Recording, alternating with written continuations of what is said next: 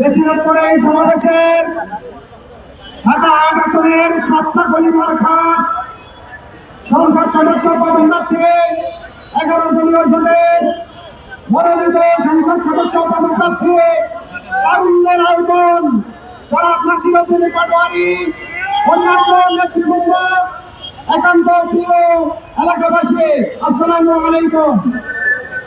সম্মানিত ভাইরা আমার, আজকের মিছিলে শুরু থেকে শেষ পর্যন্ত অংশগ্রহণ করেছি।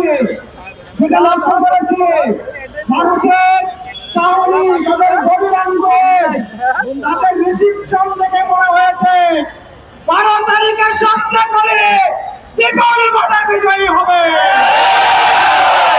মানুষ মুখিয়ে আছে একটা অন্যায়, সন্ত্রাস, চাঁদাবাদের বিরুদ্ধে রায় দেওয়ার জন্য মানুষ অপেক্ষা করছে। আপনারা নির্বিঘ্নে ভোট কেন্দ্রে ভোট দিবেন, স্বপ্ন করি যে আপনারা আগামীতে বিজয়ী করবেন। সংক্ষিপ্ত জন্য ধন্যবাদ জানিয়ে শেষ করছি। আল্লাহ হাফেজ।